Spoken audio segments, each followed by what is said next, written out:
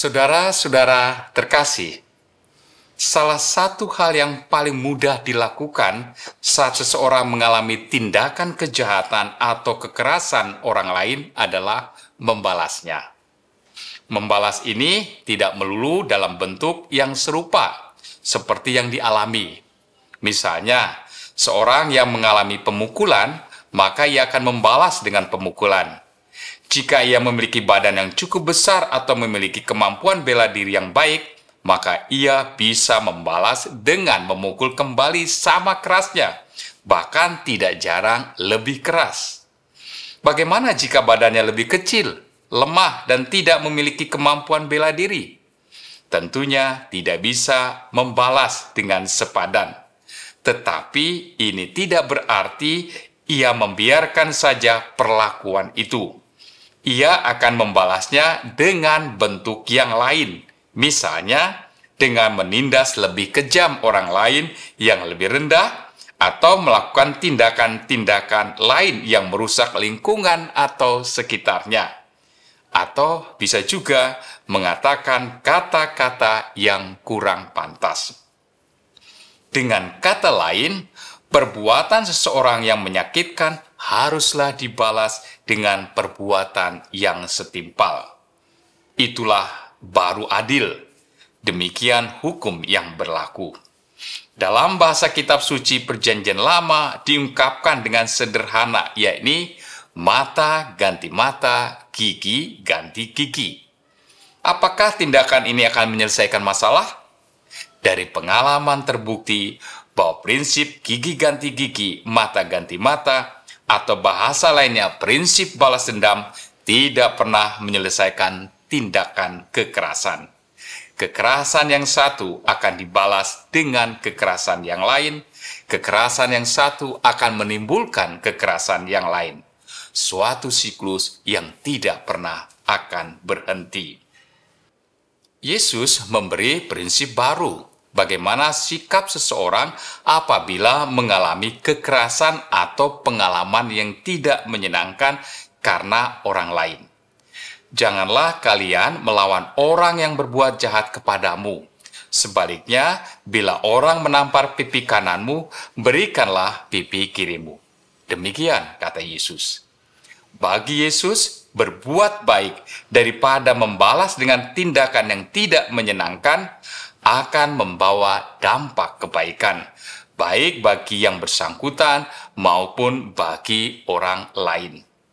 Apa yang dilakukan oleh Santo Antonius dari Padua, yang peringatannya kita rayakan hari ini, kiranya bisa menjadi inspirasi dan menjadi bukti kebenaran mengenai sabda Yesus.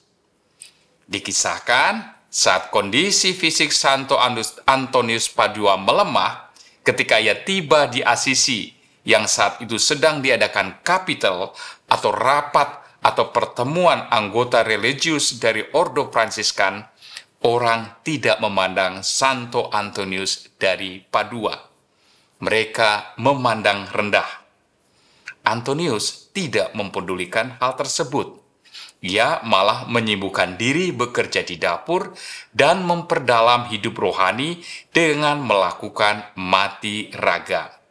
Atas dasar ketaatan kepada pimpinannya, ia pun menyiapkan dengan baik sambutan yang akan disampaikannya saat upacara pentahbisan ketika tidak ada orang yang mau melakukannya. Tidak adanya sikap membalas bagi mereka yang merendahkan dirinya, serta olah hidup rohani yang terus ditekuni membuat isi sambutannya begitu dalam dan mempesona orang banyak yang mendengarnya. Hal itu menyebabkan Santo Fransiskus, pendiri dan pemimpin Ordo Fransiskan, memerintahkan dirinya menjadi pengajar teologi dan berkhotbah untuk orang-orang di seluruh Italia. Banyak orang berubah hidupnya saat mendengar pengajaran dan khotbahnya. Balas dendam terputus dan kebaikan tersebar kemana-mana. Mungkin kita bisa berkata Apa yang terjadi dalam diri Santo Antonius hanya bisa dilakukan oleh orang kudus seperti dirinya. Kita bukanlah orang kudus. Pendapat ini bisa jadi lahir dari kebiasaan banyak orang yang lebih mengedepankan balas dendam karena lebih mudah dilakukan dan terkesan sebagai tindakan yang adil. Namun, fakta juga saat balas dendam dilakukan, keadilan akan terus menuntut keadilan bagi yang lain tanpa henti dan kebahagiaan tidak diperoleh. Kehidupan hampa.